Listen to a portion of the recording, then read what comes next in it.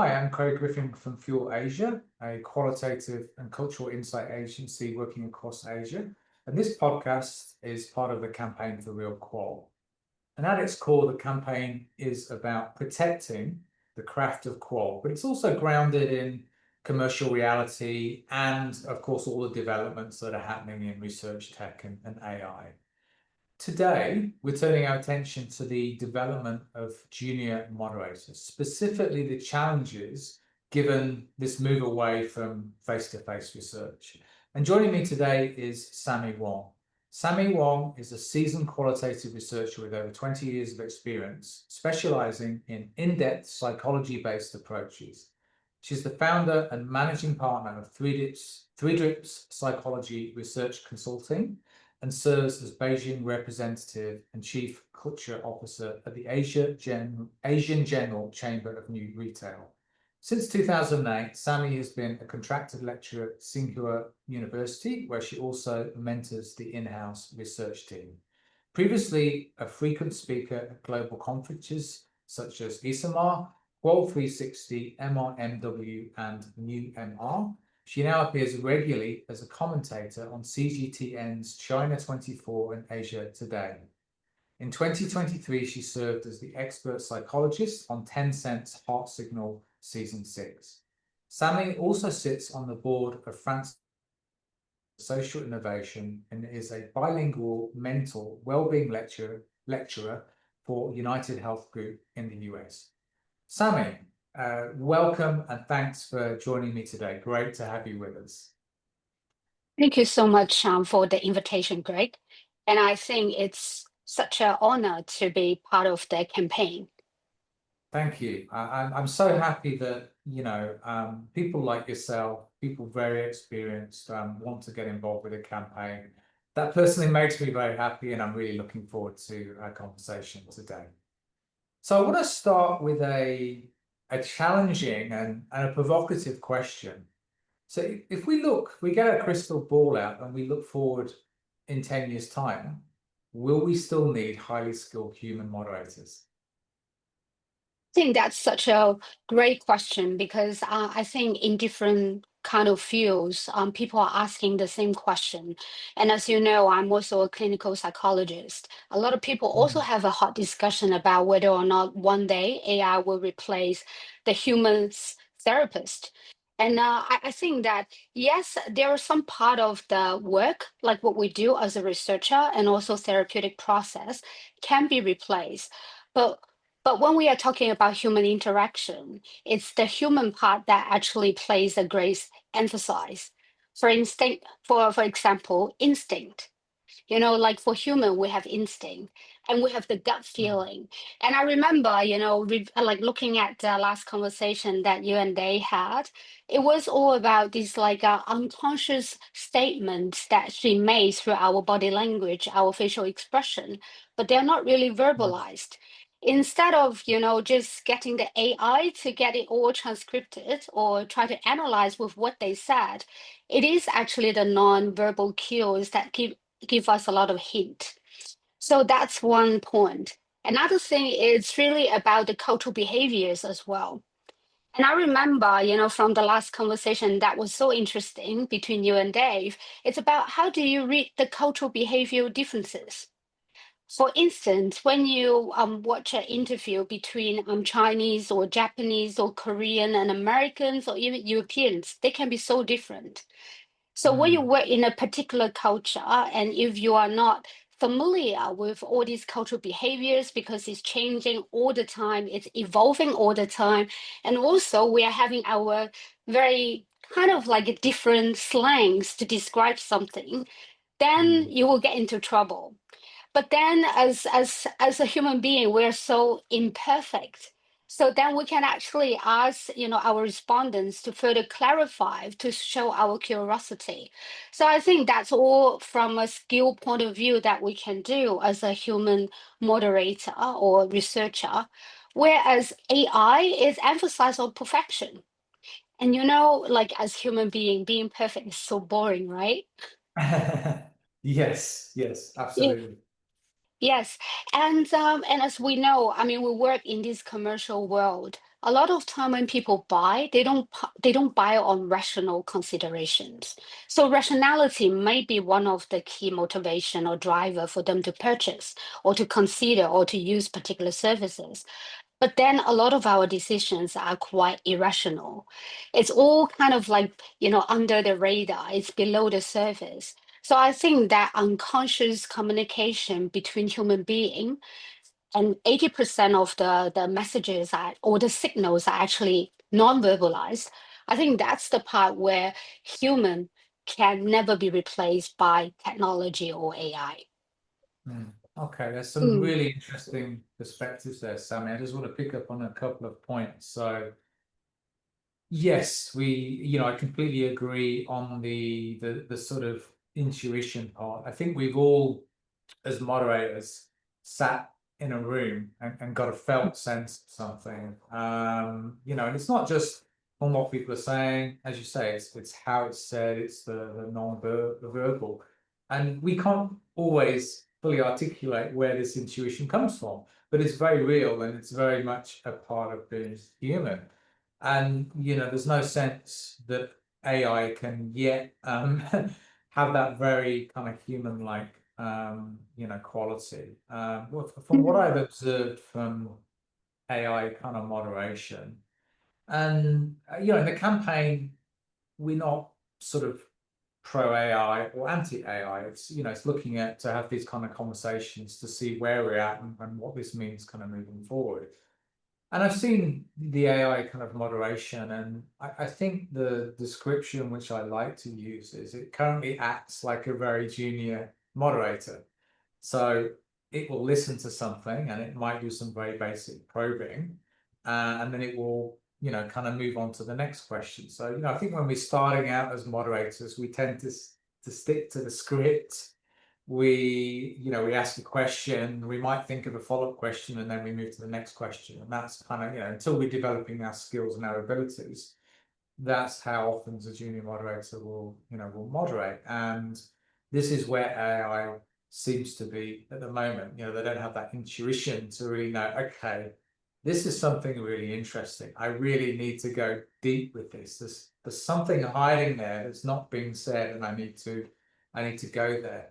And I think I'm going to be intrigued how well AI kind of develops to get those more human-like abilities. I do feel with the current AI moderation, and we've written about this before in the campaign, there's certainly some use cases I see. I'm not even sure though whether we should call it qual yet, because I think those of us that, have been around a while and doing qual a certain way might have a point of view that this is not quite qual yet. So do we need to call it something else? But it'd be interesting to see how we go in future. And then another point that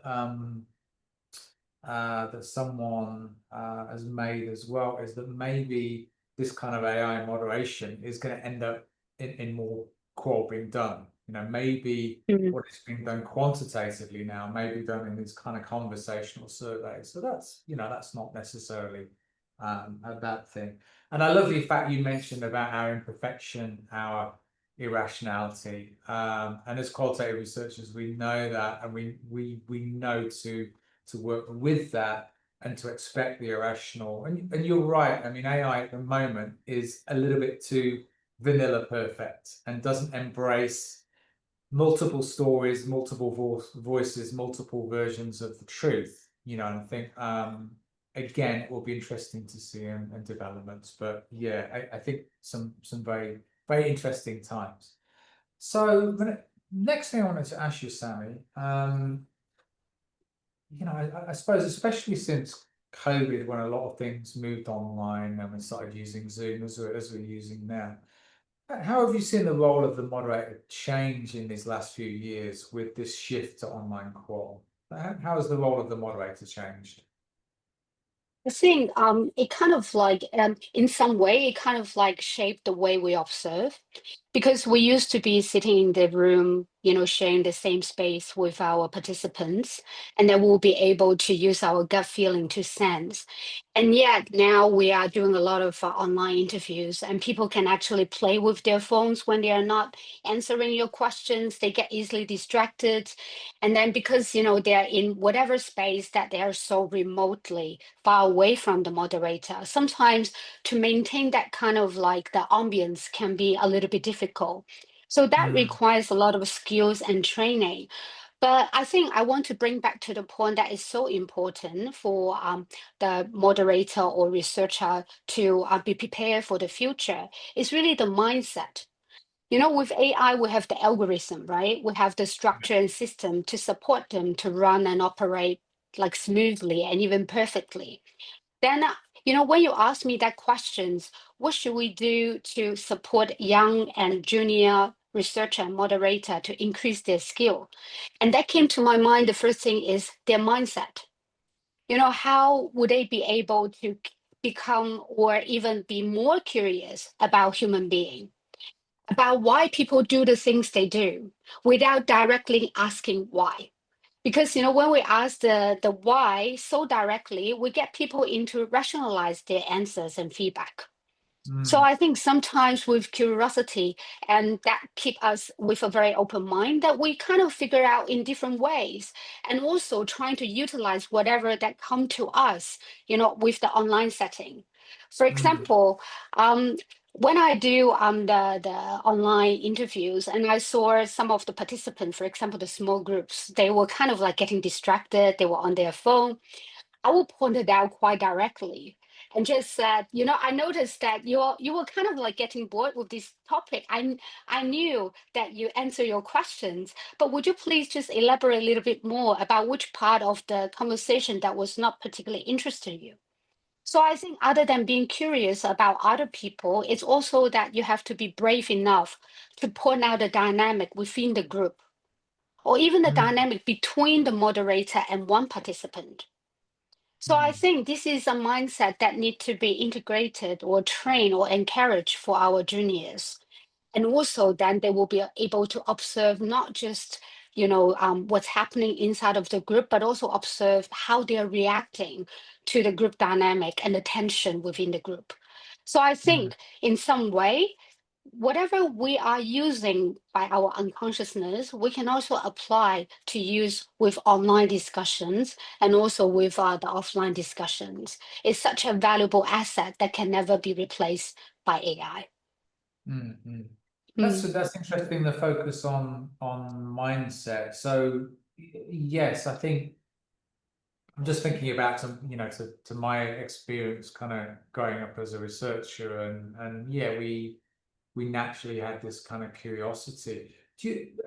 I mean, do you think that mindsets have changed, and that's why we need to focus on it? Or is it the case of just a cultural shift in mindset with new people coming in the industry? And mm. to what extent is this mindset impacted by working in this online world?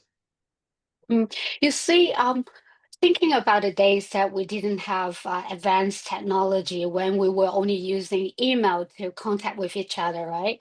We Mm, kind of like utilize our five senses to explore the world, meaning mm, that we are not really fed so actively by the information online. We have less time on using our phone, gathering information and having all this update, all this like technology stimulation.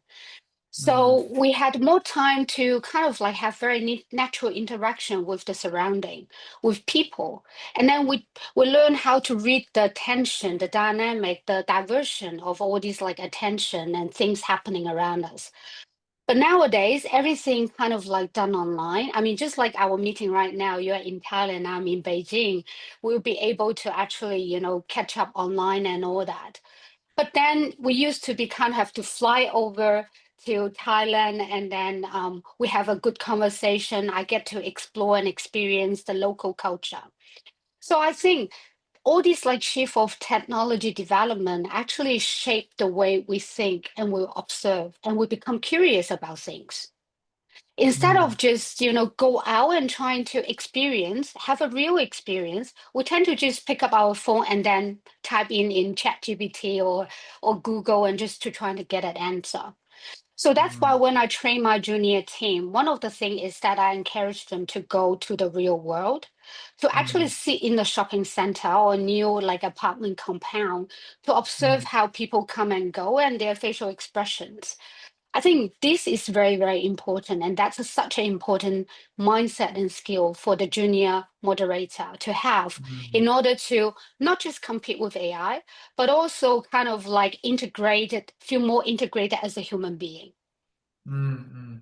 Yeah, Mm, mm, that's really interesting, and I haven't thought about it quite in that way before. That the way that younger people are kind of brought up these days, and the big focus on technology is almost dialing up some of our senses and dialing down some of our senses. So we get very well developed senses when it comes to, what's required for working on the computer or on the phone, but then we lose some, maybe some senses of observation. And I can't remember, there's one very famous marketer.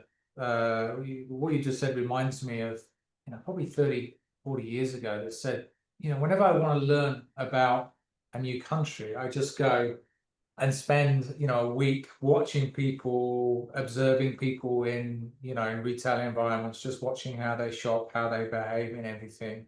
And just literally watching them, not asking any questions. And of course, and I have part of my educational background is social anthropology, which is all largely based on ethnography, which is largely based on observation. So it does seem to be a challenge maybe for younger researchers to develop those kind of skills.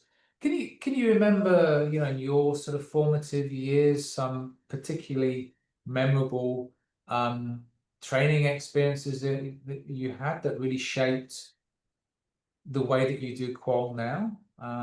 Is there anything that you can think of? mm.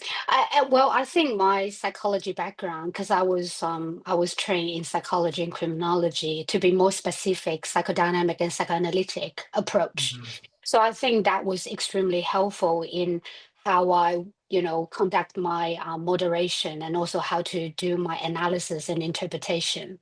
Because one of the things that I learned from this approach is that you need to trust your feelings when you're in the room with the person. And that Mm. tells you a lot about what has been discussed. And I remember many, many years ago when I first started as a junior researcher, I was in Melbourne. I was working with two German guy. One is Dirk, and then Ah, another Dirk from Concert M, and we are still very good friends.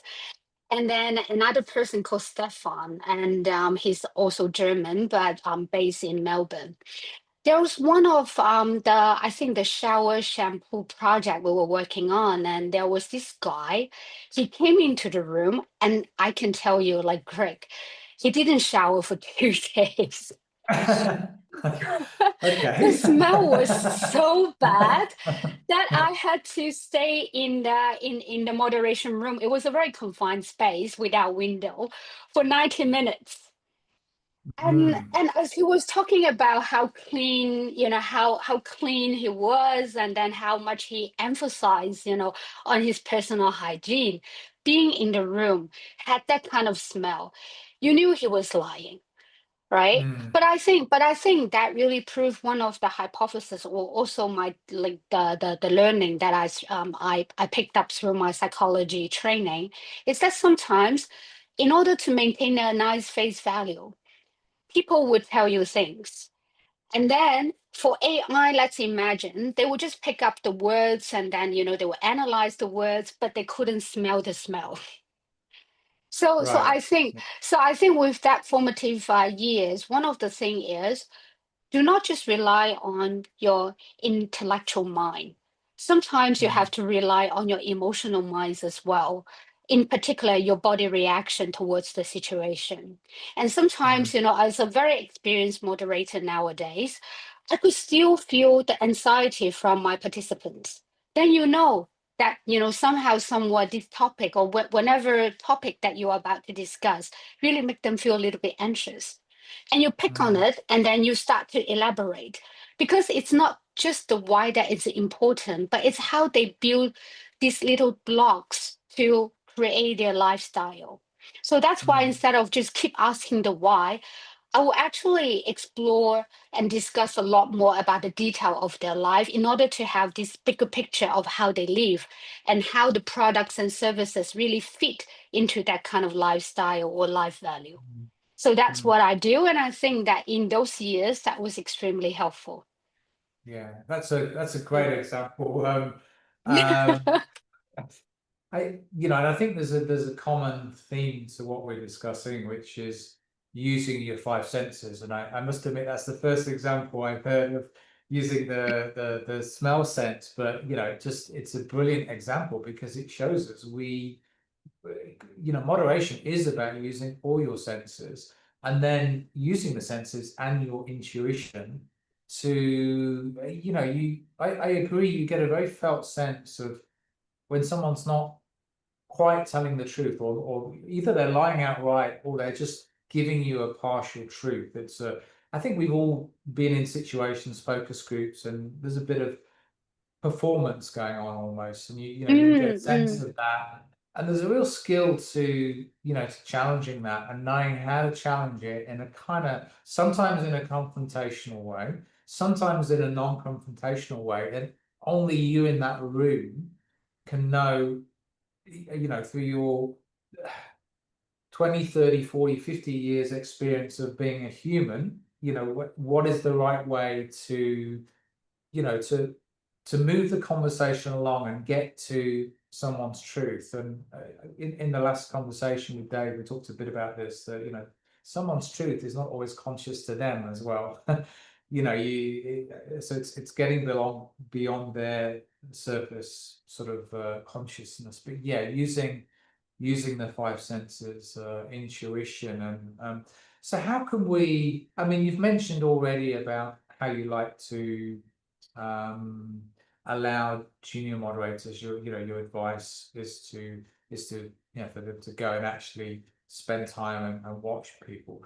Is there anything else? And if you were to give advice to, if there's some qualitative team leads and they've got this challenge of developing junior moderators, what the two or three things, piece of advice that you would give them that can help their development as mm. moderators? Definitely. I think one of the hardest lesson as a team leader that we need to learn is to let go. Meaning that sometimes when there's an important project comes, and senior moderator, because they want to get the job done properly, and then not just properly, let's say perfectly, they will start to take up most of the moderations or the interviews. So I think it becomes harder for the junior to learn because they don't really have the real life experience. They don't have the chance to make mistake. They don't have the chance to try things out themselves. Mm, So sometimes, of course, we want to guarantee the quality of the project, the outcome of the project. But at the same time, as a team lead, we need to learn to let go. Meaning mm, that having a lot more space for the junior to try to do and then to learn. And then we provide feedback.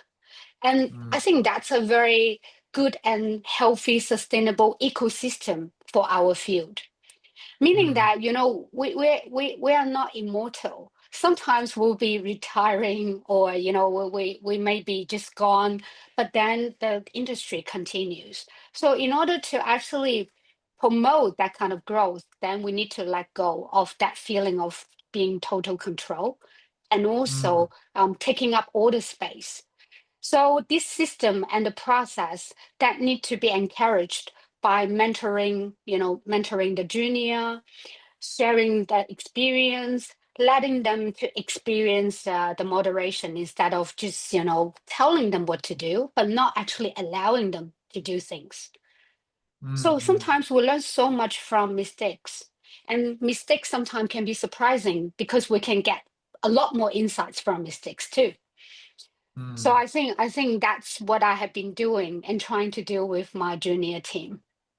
I just have Mm. to, bite my teeth and let them do the things they do. And then when I see that there's something is not doing according to what I want, I would just still to hold back and then not to comment. Because Yeah. having a summary themselves and having the feedback, coming from their own senses, I think that's a valuable lesson that we can never ever take away from Mm. them. Mm. Yeah, that's wonderful, Sammy. And it reminds me of the conversation I had with Dave last week around. Well, I think there's a couple of aspects. There's creating space and time in a discussion to allow moderators to go where they need to go, and we talked last week about how sometimes as moderators we can be constrained by very long kind of discussion guides, and so I Mm. think that's one thing that I think we need to be careful of the guide. But I think what I'm hearing when I listen to you, and I put this in my own words, is kind of like finding your voice as a moderator, because there's no kind of one moderator style or one way to do things. Inherently, you're putting yourself into the act of moderation, and I've been lucky enough to see some great moderators in my career, and there's a lot of them in the moderation. There's a lot of their personality and their style, and I think what you said, allowing junior moderators the freedom and the confidence to sort of develop that style, go with their intuition, and make mistakes along the way, because sometimes we have to create that space for mistakes. I completely agree. For freedom, to have the confidence to try things out, to go with your instinct, to go with the gut feel.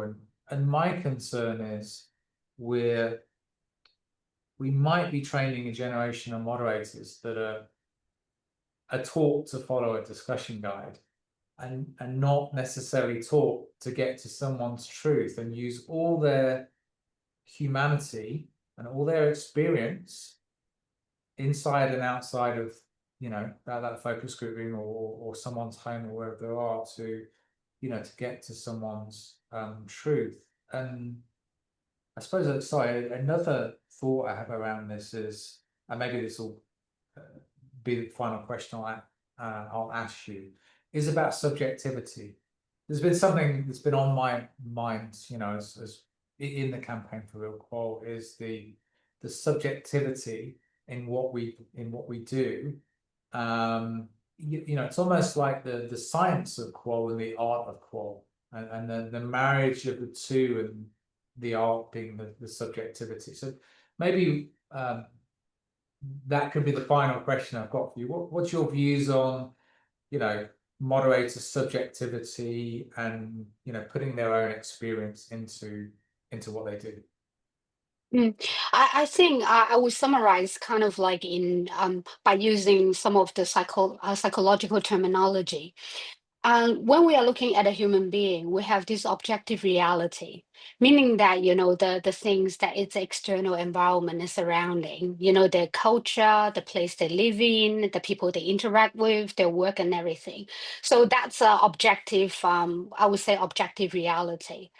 But I think with Quo, it's really not just to understand the objective reality, but it's very important to understand the psychic reality, Mm, because you see a lot of consumption can be very impulsive and emotional. And now in China, everyone's talking about emotional value of a product and services.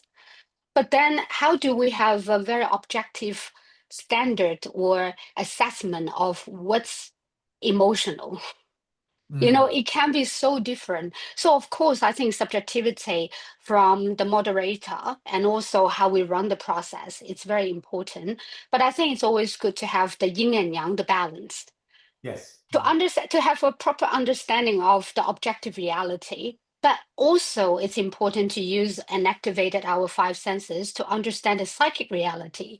So when Mm, we integrate the two, I think we are kind of getting a bit more like a holistic picture. I will not say a perfect picture, because I think with a human journey, it can never be perfect. It's ongoing, right? So I think they don't contradict. I think they kind of complementary towards and to each other. Okay, that's great, Sami. Thank you for putting it in sort of psychological terms.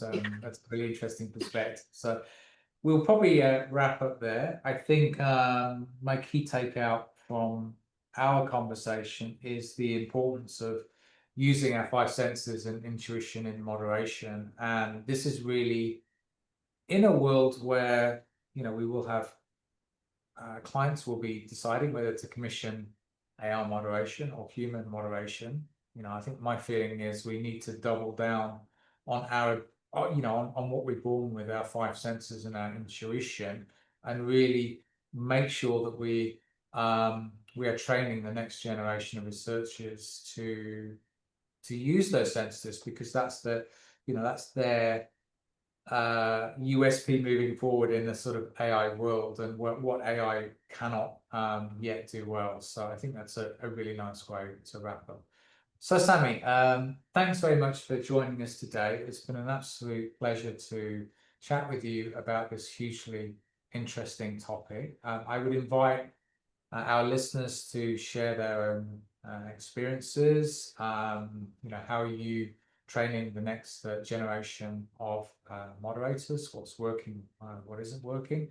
And of course, in the campaign for Real Qual, we invite people to be part of that conversation. If there's something you feel we should be talking about, or if you'd like to have a conversation about something or write about something, please reach out to me. This campaign is a community-led campaign. It relies on the generosity of people like Sami, that's willing to give up some time and share her vast experience. So thanks again very much, Sami, and we'll see everyone again in the next episode. Thank you, Craig.